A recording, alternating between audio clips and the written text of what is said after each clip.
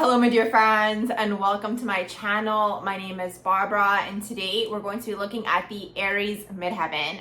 So this video is for you if you do have this placement. If you're a cross watcher, welcome as well. To understand the Midheaven, we have to look at the IC, which is the fourth house directly across. I do have a secondary video where I go more in depth, so if you guys are interested, you can check out my IC video. I also have another video where I talk about how to activate your midheaven, so check out that one as well. So for those of you who have the Aries midheaven, which is the 10th house, the fourth house for you guys, the IC, is going to be in the sign of Libra. This is going to be a very interesting placement, okay, because the fourth house deals with your private life. It also deals with how you might have grown up, okay, what kind of parents you may have had. And the midheaven deals with your public persona. So it's like with these two, there might be a huge contrast between who you are in public and who you are in private, because the fourth house can also be how you are when you're in your own home. So let's start with how you guys might have grown up, okay? So for those of you who have a Libra IC, you may have grown up in a home where the home was very much not harmonious, okay? Maybe you were the peacekeeper in the home.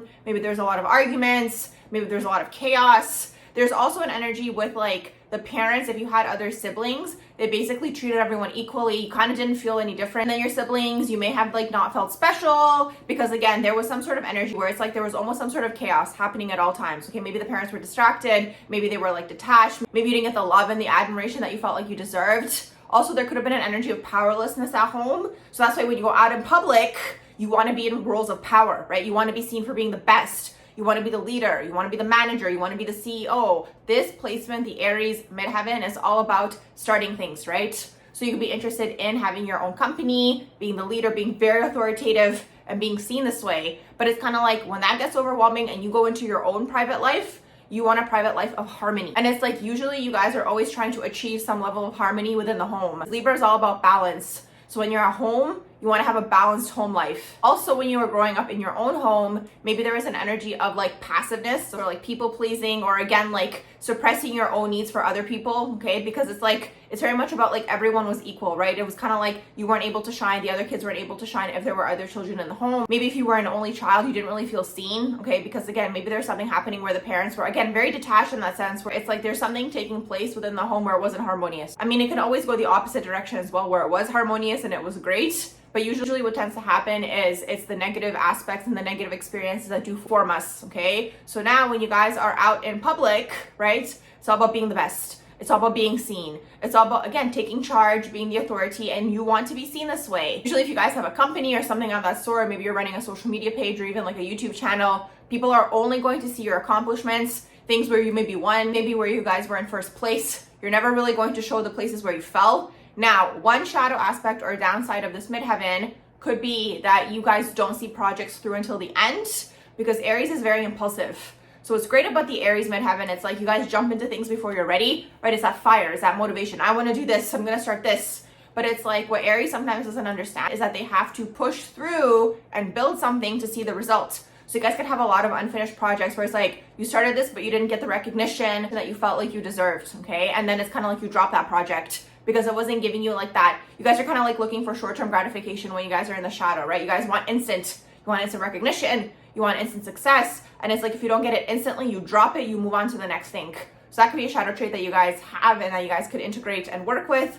But that's the whole thing here with the Aries midheaven, okay? Need to be the best, need to be number one. You want people to see you this way. That's how you guys are going to present yourselves to the public. And this is what's interesting, like I was saying, when you go home, it's like a different story, right? That's what's interesting about this axis, where it's like, it kind of feels like day and night, because it's like when you go home, you just want to relax. You want everything to be harmonious. You might want to have a nice home, a beautiful home, where it's kind of like you spend the whole day being in charge and leading and, you know, delegating tasks and all these sorts of things. And then you go home where it's like, you just want there to be balance, right? That's really what that is, to relax, okay, to decompress. So that's the whole thing with this midheaven. The types of jobs that you guys might do, I mean, it's going to really depend on the rest of your natal chart.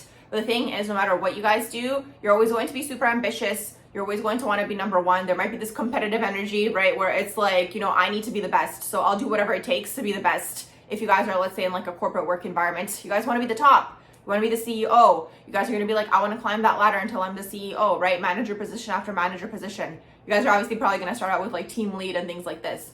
If it's not in corporate, it's going to be your own thing. Also, another thing with a lot of the fire signs as well, especially Aries, is you guys could be a good athlete, right? This could be something that you guys are interested in as well. If you guys aren't actually, pursuing athletics and being an athlete, exercising and really doing something like high intensity to release that intense energy could actually really help you guys as well. It doesn't really matter what career or area of life you guys pick.